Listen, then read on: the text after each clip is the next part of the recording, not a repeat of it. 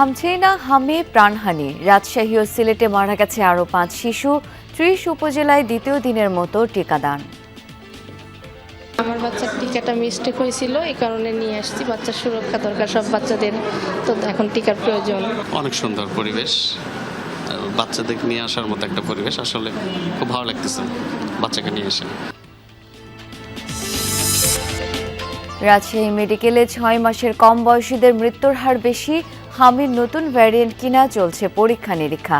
Hard immunity নেমে যাওয়ার কারণ বলছেন চিকিৎসকরা। এটি হামেরই অন্য কোনো ভ্যারিয়েন্ট কিনা বা অন্য কোনো ভাইরাস, কোভিড বা সমসাময়িক যে ভাইরাসগুলো রয়েছে সেই ধরনের কোনো কিছু কিনা, সেটা নিয়ে আমাদের আসলে গবেষণার প্রয়োজন।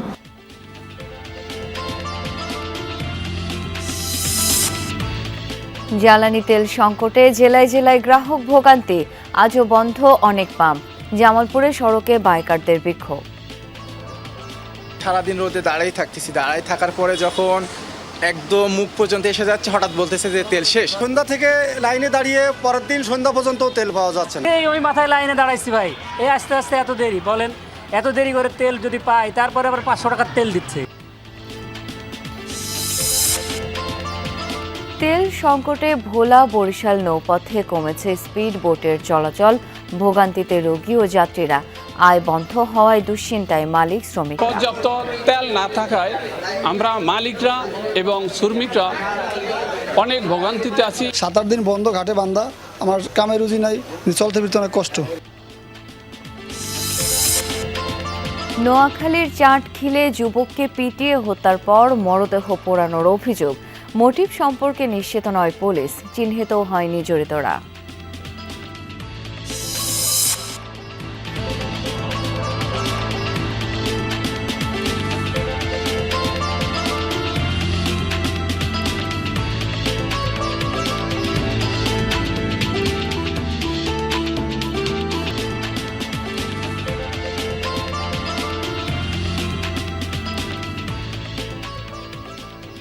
আমন্ত্রণ বিরতিহীন সংবাদ সারা দেশে। আপনাদের সাথে আছি আমি শাওন দত্ত। এতক্ষণ শিরোনাম দেখছিলেন। হামের উপসর্গ নিয়ে রাজশাহীর 2টি হাসপাতালে গত 24 ঘন্টায় আরও 4 শিশুর মৃত্যু হয়েছে। এছাড়া হামের উপসর্গ নিয়ে সিলেট ওসমানী মেডিকেলে মারা গেছে 4 মাস বয়সী এক শিশু। সোমবার দুপুরে হাসপাতালে পেডিয়াট্রিক আইসিইউতে চিকিৎসাধীন অবস্থায় শিশুটির মৃত্যু হয়। চিকিৎসকরা জানিয়েছেন হামের উপসর্গের পাশাপাশি শিশুটির নিউমোনিয়া ছিল। তার নমুনা নিয়ে পাঠানো হয়েছে পরীক্ষার জন্য। সিলেটে এখন পর্যন্ত 80 জনের হাম শনাক্ত হয়েছে। বর্তমানে হাসপাতালে চিকিৎসাধীন 71 জন। এদিকে 3 মাসে রাজশাহীতে চিকিৎসাধীন অবস্থায় 49 জনের মৃত্যু হয়েছে। 24 ঘন্টায় রাজশাহী মেডিকেলে নতুন রোগী ভর্তি হয়েছে 20 জন। চিকিৎসা শেষে হাসপাতাল ছেড়েছেন 5 জন। ময়মনসিংহ, চাঁদপুর, বরিশাল সহ বিভিন্ন জেলার হাসপাতালে হামের উপসর্গ নিয়ে আরও নতুন রোগী ভর্তি হয়েছে। এদিকে দ্বিতীয় দিনের মতো দেশের 18 জেলার 30 উপজেলায় চলছে হামের বিশেষ টিকাদান কর্মসূচি। টিকা পাচ্ছে 6 মাস থেকে 59 মাস বয়সী শিশুরা। সরকারের এই কার্যক্রম চলবে আগামী 3 সপ্তাহ। তাছাড়া যে শিশুরা এরই মধ্যে হামে আক্রান্ত তাদের ভিটামিন এ ক্যাপসুল খাওয়ানো হচ্ছে। আগামী 3 মে থেকে দেশজুড়ে হামের টিকাদান কর্মসূচি শুরু হবে বলে জানানো হয়েছে। যেখানে টিকা দিতে খুব শৃঙ্খলভাবে দিচ্ছে আর কি, আর পরিবেশটাও ভালো। আমার বাচ্চার টিকাটা মিস্টেক হয়েছিল, এই কারণে নিয়ে আসছি। বাচ্চার সুরক্ষা দরকার সব বাচ্চাদের, তো এখন টিকার প্রয়োজন। সারা দেশে যে হামের প্রাদুর্ভাব আর কি, এটা আসলে ছড়ানোর কারণে আমরা বাবা মারা অনেকটা হতাশাগ্রস্তর মতো হয়ে পড়ছি আর কি, টেনশনের মধ্যে পড়ে গেছি। দর্শক, হাম আক্রান্ত রোগীদের আরও পরিস্থিতি জেনে নিতে চাই আমার সহকর্মীদের কাছ থেকে। শুরুতেই সিলেটের খবর জানব, নাবিল হোসেন সঙ্গে আছেন। নাবিল, হাম আক্রান্তদের শারীরিক অবস্থা সম্পর্কে চিকিৎসকরা কি জানিয়েছেন এবং টিকাদান কর্মসূচি সম্পর্কেও জানতে চাই। শাওন, প্রথমে বলে রাখি, সিলেটে এখনও টিকাদান কর্মসূচি শুরু হয়নি, কারণ সিলেট আসলে হামের অন্যান্য জেলা বা অন্যান্য স্থানে দেশে যেভাবে খুব প্রাদুর্ভাব ছিল, সিলেটের ঠিক তার উল্টোচিত তেমন একটি প্রাদুর্ভাব আমরা দেখতে পাইনি। তবে দিন যত যাচ্ছে হাম রোগীদের সংখ্যা ততই বাড়ছে এবং আজ দুপুরে হামের উপসর্গ নিয়ে সিলেটে প্রথম কোনো মৃত্যুর সংবাদ আসলে পেয়েছি আমরা। 4 মাস বয়সী একজন শিশু, যিনি Sylhet MAG Usmani medical college হাসপাতালের পেডিয়াট্রিক যে আইসিইউ, শিশুদের বিশেষায়িত আইসিইউ, সেখানে চিকিৎসাধীন অবস্থায় মারা যান। চিকিৎসকরা যেটি বলছেন, এই যে রুগীরা আসলে, বিশেষ করে শিশুরা আসলে আইসিইউতে যেতে হচ্ছে বা যেই শিশু মারা গেলেন তার মধ্যে হামের উপসর্গের পাশাপাশি নিউমোনিয়া ছিল এবং তাদের হার্ট ফেলিওরের মতো সমস্যা আসলে বেশিরভাগ শিশুর মধ্যেই রয়েছে। এবং এটি আসলে হামের নতুন কোনো ভেরিয়েন্ট কিনা বা এই বিষয়গুলি নিয়ে আসলে বিশেষ গবেষণার কথা তারা বলছেন। এবং যে শিশু আজকে মারা গেলেন তিনি হামে আক্রান্ত কিনা তার জন্য তার যে শরীরের জন্য নমুনা সেটি এর আগেই সংগ্রহ করা হয়েছে, ঢাকায় সেটি পাঠানো হয়েছে, কারণ সিলেটে হাম নির্ণয়ের যে পরীক্ষা সেই পরীক্ষার ব্যবস্থা নেই। ফলে ঢাকা থেকে রিপোর্ট আসার পর নিশ্চিত হওয়া যাবে সেই শিশু হামে আক্রান্ত ছিলেন কিনা, তবে তার উপসর্গ ছিল। আমরা এই মুহূর্তে যেখানে দাঁড়িয়ে আছি সিলেট শহীদ শামসুদ্দিন আহমদ হাসপাতাল, সেটি করোনা ডেডিকেটেড হাসপাতাল ছিল। এই মুহূর্তে সেটিকে আসলে হামের জন্য ডেডিকেটেড করে রাখা হয়েছে। এখানে যে 100 শয্যা রয়েছে পুরোটি হাম চিকিৎসার জন্য আসলে এখানে বরাদ্দ রাখা হয়েছে। এবং এই হাসপাতালে কিছুক্ষণ আগে যিনি আরএমও রয়েছেন আসলে তার সাথে মিজানুর রহমান, তার সাথে আমরা কথা হয়েছে, তিনি আমাদেরকে জানিয়েছেন এই মুহূর্তে এখানে 56 জন রুগী তারা এখানে ভর্তি রয়েছেন। তবে এখানকার যে আইসিইউ সেগুলো আসলে শিশুদের জন্য বিশেষায়িত না হওয়ায় কোনো রুগীর যদি আইসিইউ সাপোর্ট প্রয়োজন হয় তাহলে সেখানে তাকে আইসিইউ সাপোর্ট দেওয়া সম্ভব হচ্ছে না। গত 2 তারিখ থেকে, অর্থাৎ এই চলতি মাসের 2 এপ্রিল থেকে Sylhet MAG Usmani medical college হাসপাতালের যে পেডিয়াট্রিক যে আইসিইউ রয়েছে সেখানে 5টি বেড হামের রুগীদের জন্য আসলে বরাদ্দ রাখা হয়েছে। ফলে 5টি আইসিইউ বলা যায় যে সিলেটে সরকারিভাবে এখানে ব্যবস্থা করা হয়েছে। এখন পর্যন্ত আমাদেরকে যে তথ্য, আসলে 80 জন রুগী আসলে সিলেট জেলায় তারা বিভিন্ন চিকিৎসা কেন্দ্রে তারা চিকিৎসা নিচ্ছেন। তবে চিকিৎসকরা যেটি বলছেন যে সিলেটে অন্যান্য জেলায় যেভাবে শিশুরা আসলে গুরুতর অবস্থা নিয়ে আসছেন, সিলেটের বাস্তবতা একটু ভিন্ন। এখন পর্যন্ত আসলে আইসিইউ সাপোর্ট যে লাগছে সেই আইসিইউ সাপোর্ট লাগার রোগীর সংখ্যা কম। তবে যেহেতু ধীরে ধীরে হামের প্রাদুর্ভাব বাড়ছে ফলে আইসিইউ সাপোর্ট হয়তো আরও বেশি লাগবে শিশুদের জন্য, তাই জন্য আরও বেশি আইসিইউ বেডের যে নিশ্চয়তা সেটি তারা আসলে করতে চান। শাওন। নাবিল, ধন্যবাদ আপনাকে।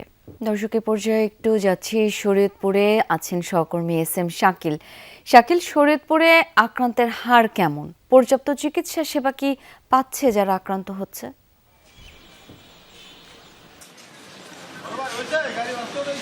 শাওন, আমরা গত কয়েকদিনই দেখেছি কিন্তু যেই হামের প্রাদুর্ভাব সেটা কিন্তু দিন দিন বেড়েই চলছে। এর মধ্যে সবচেয়ে বেশি হচ্ছে জাজিরা উপজেলায়, যেখানে আমরা দেখেছি যে এখন পর্যন্ত শরীয়তপুর জেলায় 88 জন হামের রোগী হলেও কিন্তু সেখানে আমরা দেখেছি যে জাজিরা উপজেলাতে 39 জন আক্রান্ত হয়েছে। এর মধ্যে 2 জন শিশু মারা গিয়েছে, সেটাও কিন্তু সেই জাজিরা উপজেলা, যার ফলে কিন্তু সেখানে বিশেষ কেন্দ্রও করা হয়েছে।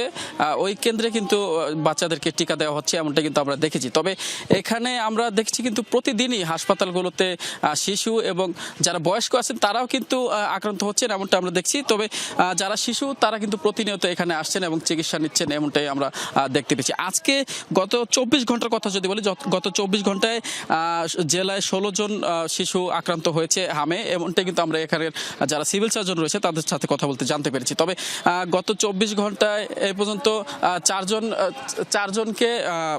জন সুস্থ হয়ে বাসায় ফিরেছেন, এমনটা কিন্তু আমরা এখানে দেখেছি।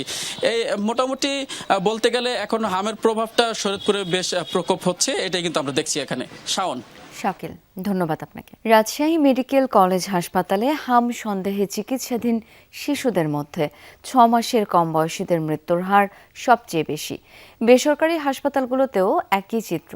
চিকিৎসকরা বলছেন এর মূল কারণ উদ্ঘাটনে কাজ চলছে।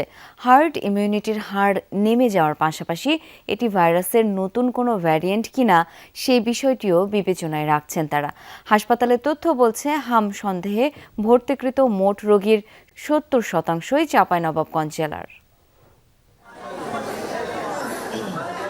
প্রথম শুরুটা হয় জ্বর আর শ্বাসকষ্ট দিয়ে। এই উপসর্গ চলে 1 সপ্তাহ থেকে 1.5 মাস পর্যন্ত।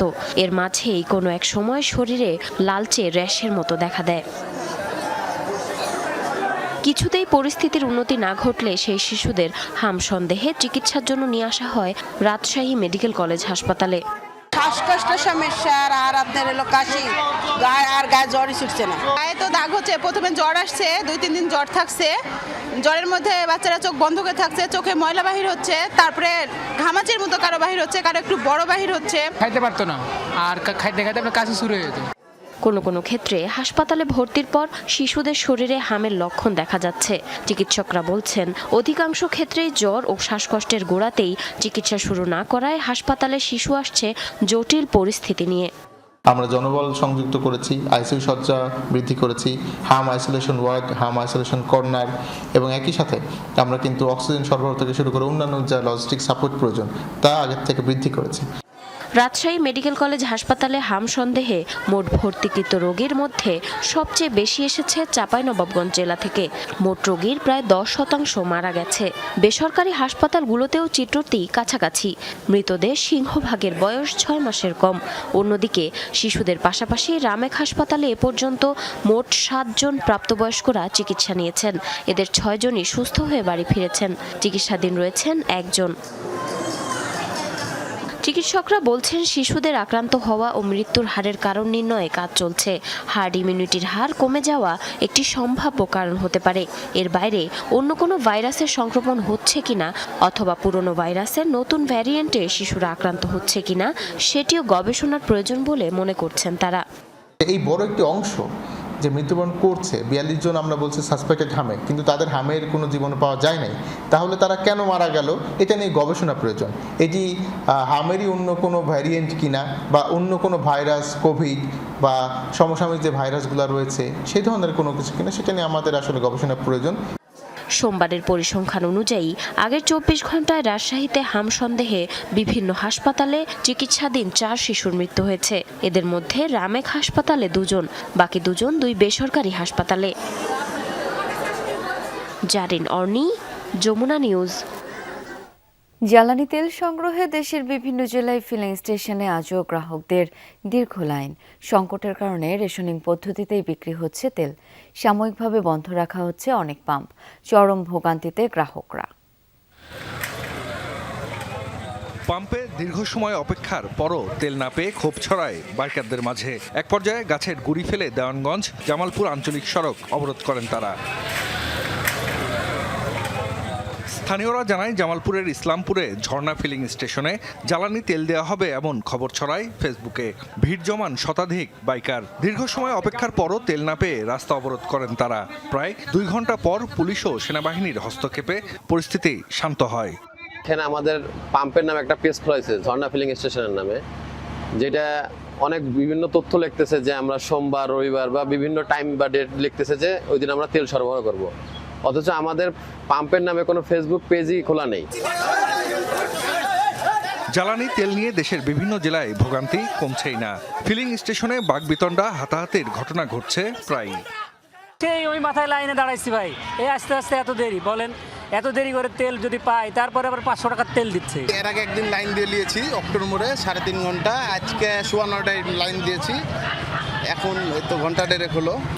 রংপুর, খুলনা ও চট্টগ্রাম বিভাগের বিভিন্ন জেলাতেও কাটেনি সংকট। তেল নিতে বিভিন্ন পাম্পে দেখা যায় গ্রাহকদের দীর্ঘ লাইন। ঘন্টার পর ঘন্টা অপেক্ষা করেও খালি হাতে ফিরতে হচ্ছে অনেককে। তেল বিক্রি হচ্ছে রেশনিং পদ্ধতিতে। সংকটের কারণে সাময়িকভাবে বন্ধ রাখা হচ্ছে অনেক ফিলিং স্টেশন। পাম্প মালিক ও ডিলাররা বলছেন ডিপো থেকে চাহিদার তুলনায় কম তেল পাওয়ায় এমন পরিস্থিতি দেখা দিয়েছে।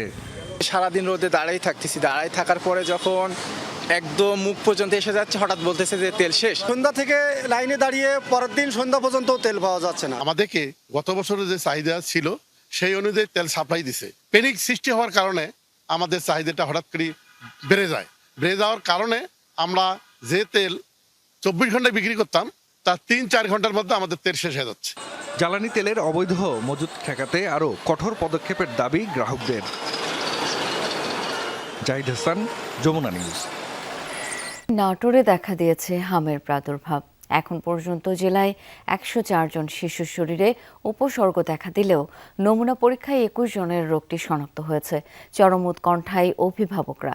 চিকিৎসকরা বলছেন উদ্বেগ নয়, সঠিক চিকিৎসা আর সচেতনতায় হাম মোকাবেলা করা সম্ভব। হামের শিশুদের প্রাণহানির খবর জানাজানি হয় গত মাসের শেষ ভাগে। তথ্য ঘেঁটে দেখা যায় চলতি বছরের জানুয়ারি থেকে 5 এপ্রিল পর্যন্ত নাটোরে 104 জন শিশুর মধ্যে হামের উপসর্গ দেখা দেয়। বর্তমানে জেলার বিভিন্ন হাসপাতালে চিকিৎসাধীন 21 জন। শনিবারে জ্বর আসছিল অনেক আর কাশতেছিল, তখন হাম বের হয়েছিল না, হালকা একটু মুখে দাগ হয়েছিল, তো হাসপাতালে নিয়ে আসলাম, ভর্তি করলাম। তারপরে আস্তে আস্তে পুরো শরীর হয়ে গেছে, গায়ে ফোঁটা ফোঁটা লাল দাগ দেখা দিয়েছিল, আর নিয়ে আসছে তে ডাক্তার বললো যে হাম হয়েছে। চিকিৎসা চলতেছে, ডাক্তার আসছিল, বড় ডাক্তার এসে ইঞ্জেকশন দিল, ক্যানোলা করানো হলো। হামের রেড জোনের তালিকায় রয়েছে নাটোর সদর উপজেলা। চিকিৎসকরা বলছেন উপসর্গ অর্থাৎ শিশুদের জ্বর, ডায়রিয়া, শরীরে দাগ দেখা দিলে দ্রুত চিকিৎসকের শরণাপন্ন হতে হবে। সেই সাথে অন্তত 7 দিন জনসমাগম এড়িয়ে আইসোলেশনে থাকতে বলা হচ্ছে। একটা জায়গাতে যখন 3টার বেশি কেস পাই আমরা সেটাকে আউটব্রেক বলে। যেহেতু নাটোর সদরে আউটব্রেক হয়েছিল সেজন্য নাটোর সদরকে এই 30টা উপজেলার মধ্যে ধরা হয়েছে। রাজশাহীর অন্য আরও 2টি জেলা অর্থাৎ পাবনা এবং চাঁপাইনবাবগঞ্জে এর সংখ্যাটা অনেক বেশি। জেলা প্রশাসন বলছে প্রাদুর্ভাব ঠেকাতে ও সচেতনতা বাড়াতে কাজ করছে তারা। যেহেতু এটা ভাইরাস ফিভার, আমাদের যাতে এক শিশু থেকে আরেকজনের মধ্যে এটা সংক্রমিত না হয় সেই ক্ষেত্রে যেই মেজারমেন্টটা নেওয়া হচ্ছে, হামের প্রাদুর্ভাব নিয়ে যাতে কোনো কুসংস্কার বা মিসলিড কোনো ইনফরমেশন তার মধ্যে না যায়, এর উপসর্গগুলো কি, এবং যে কোনো উপসর্গে আসলে নিজেরা ব্যবস্থা নেওয়ার চাইতে ডক্টরের শরণাপন্ন হয়ে ব্যবস্থা নেওয়া উচিত। গত 31 মার্চ সদর উপজেলায় হামের উপসর্গ নিয়ে সাইফুল ইসলামের 3.5 মাস বয়সী মেয়ে সাইফাতুল কাশফির মৃত্যু হয়েছে। রাজশাহী মেডিকেলে চিকিৎসাধীন ছিল শিশুটি। নাজমুল হাসান, যমুনা নিউজ, নাটোর। এখানে স্পিডবোটে গন্তব্যে পৌঁছানো যায় মাত্র 40 মিনিটেই। সময়ের সাশ্রয়ের কারণে দ্রুতই জনপ্রিয় হয়ে ওঠে এই সেবা। বর্তমানে প্রতিদিন এই রুটে শতাধিক স্পিডবোট চলাচল করে, যা রোগী ও সাধারণ যাত্রীদের জন্য গুরুত্বপূর্ণ ভরসা। ওই পারে যাওয়ার জন্য আমাদের লঞ্চে দেখা যায় যেখানে 2.5 থেকে 3 ঘন্টা যায়। আমাদের রুগী দ্রুত পৌঁছাতে, সেজন্য আমরা স্প্রিং বোটটা ব্যবহার করতাম। মার্কেটিংয়ে চাকরি করে আমাদের প্রত্যেকটা মিনিটের ভ্যালু আছে, যার জন্য আমরা স্পিড বোটে বরিশালে যাতায়াত করি। তবে সম্প্রতি জ্বালানি তেল সংকটে বিপর্যয় হয়ে পড়েছে পুরো ব্যবস্থা। ভেদুরিয়া ঘাটে থাকা 105টি স্পিডবোটের মধ্যে বন্ধ অর্ধেকেরও বেশি। ফলে ঘাটে এসে ঘন্টার পর ঘন্টা অপেক্ষা করেও বোট পাচ্ছেন না যাত্রীরা। সবচেয়ে বেশি দুর্ভোগে রোগীও তাদের স্বজনরা। আগে আমরা এখানে এসে কন্টিনিউ বোট পাইতাম, এখন কন্টিনিউ বোট পাওয়া যায় না। যাত্রী না বসে রেখা তারা পেট্রোল আনতে যায়, যাত্রী অনেক ভোগান্তিতে থাকে। বর্তমানে তেল সংকটের কারণে আমরা ঠিকঠাক চলাচল করতে পারতেছি না। সরকারের মধ্যে আমাদের একটা দাবি যে এই প্রতিদিন চলাচল করতে পারি, আমাদের সবার সুবিধা হয়। অন্যদিকে বোট বন্ধ থাকায় আয় রোজগার হারিয়ে বিপাকে পড়েছেন মালিক ও শ্রমিকরা। অনেকে হয়ে পড়েছেন কর্মহীন। সকাল ধরে তেলের জন্য ডিউটি যেতে পারতেছি না, বোট ঘাটে বাঁধা। 7-8 দিন বন্ধ, ঘাটে বান্ধা, আমার কামে রুজি নাই, চলতে ফিরতে অনেক কষ্ট। পর্যাপ্ত তেল না থাকায় আমরা মালিকরা এবং শ্রমিকরা অনেক ভোগান্তিতে আছি। এ বিষয়ে ক্যামেরার সামনে কথা বলতে রাজি হননি জেলা প্রশাসক ডাক্তার শামীম রহমান। তবে তিনি জানান, পেট্রোল সংকট নিয়ে এখনো আনুষ্ঠানিক কোনো অভিযোগ তার কাছে আসেনি। ভেদুরিয়া ঘাট থেকে বরিশালের লাহারহাট ও বরিশাল ঘাট, এই 2 রুটে প্রতিদিন হাজারো যাত্রী নদী পারাপার হয়। শামস তাবরিজ উচ্ছ্বাস, যমুনা নিউজ। নোয়াখালীর চাটখিল উপজেলায় এক যুবককে পিটিয়ে হত্যার পর মরদেহ পোড়ানোর অভিযোগ উঠেছে। রোববার রাত 10টার দিকে চাটখিল পৌরসভার দৌলতপুর গ্রামের মন্ত্রী পোল সংলগ্ন ঝোপ থেকে ওই যুবকের মরদেহ উদ্ধার করা হয়। পুলিশ জানায়, গত বৃহস্পতিবার রাতে একটি অজ্ঞাত নম্বর থেকে ফোন পেয়ে বাড়ি থেকে বের হয়ে নিখোঁজ হন খোকন। পরে থানায় ডায়েরিও করা হয়। স্বজনদের দাবি, দুর্বৃত্তরা তাকে পিটিয়ে হত্যার পর মরদেহে আগুন ধরিয়ে মন্ত্রীপোলের কাছের একটি ঝোপের মধ্যে ফেলে যায়। পরে স্থানীয়রা মরদেহ দেখতে পেয়ে পুলিশে খবর দেয়। পুলিশ গিয়ে মরদেহ ময়নাতদন্তের জন্য মর্গে পাঠায়। এ ঘটনায় অজ্ঞাতদের আসামি করে হত্যা মামলা করেছেন নিহতের পরিবার। তবে কে বা কারা এই হত্যাকাণ্ডের সাথে জড়িত তা এখনো জানা যায়নি। তদন্ত অব্যাহত আছে, আমাদের কাছে কিছু গুরুত্বপূর্ণ তথ্য আছে, আমরা কাজ করছি। আশা করি খুব দ্রুতই একটা এই মামলার রহস্য উদ্ঘাটন করতে পারবো বলে মনে করি। ফেসবুক স্ট্যাটাসে কমেন্ট করাকে কেন্দ্র করে কথা কাটাকাটি, এক পর্যায়ে হয় সংঘর্ষ। এতে নিহত হন ঝিনাইদহের কাপাসহাটিয়া ইউনিয়ন কৃষক দল নেতা আবুল কাশেম। এরপর থেকে চলছে পাল্টাপাল্টি দোষারোপ। নিহতের ছেলে থানায় মামলা করলেও কেউ গ্রেপ্তার হয়নি। যে ছেলেকে বুকে আগলে রেখে তিলে তিলে বড় করেছিলেন মা, সেই সন্তানই হয়েছে হত্যার শিকার। বুক ভরা কষ্ট নিয়ে ছেলের ছবির দিকে তাকিয়ে থাকেন দুঃখিনী মা। ঝিনাইদহের হরিণাকুণ্ড উপজেলার কাপাসহাটিয়া ইউনিয়ন কৃষক দলের সাধারণ সম্পাদক ছিলেন আবুল কাশেম। পরিবার নিয়ে থাকতেন কুল্লাগাছা ভাতুরিয়া গ্রামে। স্বজনরা জানায় 25 মার্চ রাতে পূর্বশত্রুতার জের ধরে স্থানীয় জামাত নেতা রিমন হোসেন ও সমর্থক আব্দুল আজিজের সাথে বাগবিতণ্ডা ও ধাক্কাধাক্কি হয় কাশেমের। পরে সংঘর্ষে জড়ায় উভয় পক্ষ। এক পর্যায়ে মাটিতে লুটিয়ে পড়লে উদ্ধার করে কাশেমকে নেওয়া হয় হাসপাতালে, কিন্তু মৃত বলে জানান চিকিৎসক।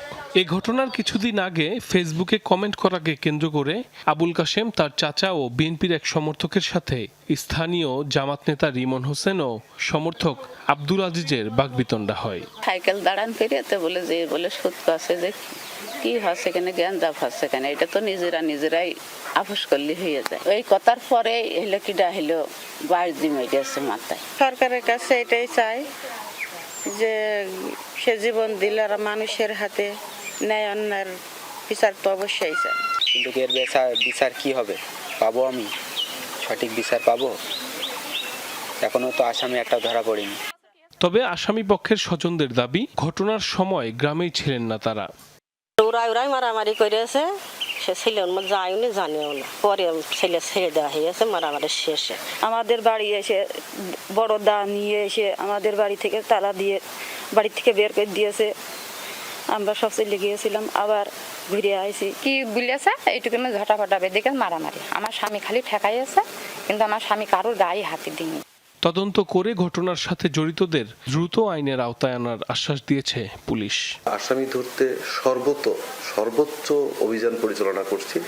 আশা করি খুব অল্প সময়ের মধ্যে আমরা আসামিদের গ্রেপ্তার করতে পারবো। আর মামলা তদন্তাধীন এখানে যদি কেউ নিরপরাধ হয় তাকে আমরা সেভাবে ব্যবস্থা নিব, এবং যদি অন্য কেউ জড়িতও থাকে তাদেরকেও আমরা এই মামলায় নিয়ে আসব। গত 25 মার্চ হত্যাকাণ্ডের পরদিন নিহত আবুল কাশেমের ছেলে থানায় মামলা করেছেন। এতে 14 জনের নাম উল্লেখ সহ আসামি করা হয় অজ্ঞাত আরও 10 থেকে 15 জনকে। সাইফ আহমেদ, যমুনা নিউজ। লালমনিরহাটের পাটগ্রাম সীমান্তে বিএসএফের গুলিতে এক বাংলাদেশি কৃষক আহত হয়েছেন। সকালে রহমতপুর সীমান্তের গাটিয়ার ভিটা এলাকায় এই ঘটনা ঘটে। স্থানীয়রা জানায়, কৃষক মিজানুর রহমান সীমান্তের পাশে তার জমিতে ঘাস কাটতে যান। এ সময় ভারতের ওপারে টহলরত বিএসএফের সদস্যরা তাকে লক্ষ্য করে কয়েক রাউন্ড রাবার বুলেট ছোড়ে। এতে আহত হন মিজান। পরে স্থানীয়রা মিজানুরকে উদ্ধার করে উপজেলার স্বাস্থ্য কমপ্লেক্সে নেয়। অবস্থা আশঙ্কাজনক হওয়ায় স্থানান্তর করা হয় রংপুর মেডিকেলে। পুলিশ জানিয়েছে, বিষয়টি খতিয়ে দেখছেন তারা। এই ব্যাপারে যোগাযোগ করা হলেও পাওয়া যায়নি বিজিবির অধিনায়ককে।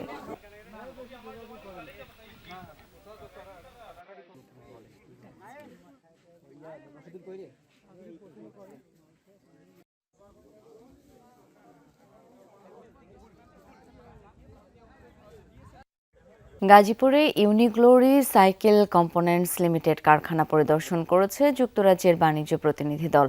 সকালে কারখানা পরিদর্শন করেন দলটি। প্রতিষ্ঠানটি যুক্তরাজ্যের বাজারে সাইকেল যন্ত্রাংশ সরবরাহকারী শীর্ষ বাংলাদেশি রপ্তানিকারক। বাংলাদেশি প্রতিষ্ঠানগুলো কিভাবে যুক্তরাজ্যের ডেভেলপিং ট্রেডিং কান্ট্রি স্কিম বা ডিসিটিএস এর সুবিধা কাজে লাগাচ্ছে তা তুলে ধরা হবে এই মাধ্যমে। এই সফটওয়্যারের মাধ্যমে ডিসিটিএস এর আওতায় নতুন বাণিজ্য সুযোগ খোঁজা ও বাংলাদেশের বাণিজ্য খাতে যুক্তরাজ্যের সহযোগিতা আরও বাড়ানোর গুরুত্বপূর্ণ পদক্ষেপ হিসেবে দেখছে ব্রিটিশ হাই কমিশনার। এদিকে স্বল্পোন্নত দেশের তালিকা থেকে উত্তরণে পর বাংলাদেশ 3 বছরের অন্তর্বর্তীকালীন সময়ে প্রবেশ করবে। এরপর এনহ্যান্সড প্রেফারেন্সেস ব্যবস্থায় প্রায় 92% পণ্য শুল্কমুক্ত সুবিধা পাবে যুক্তরাজ্যের বাজারে।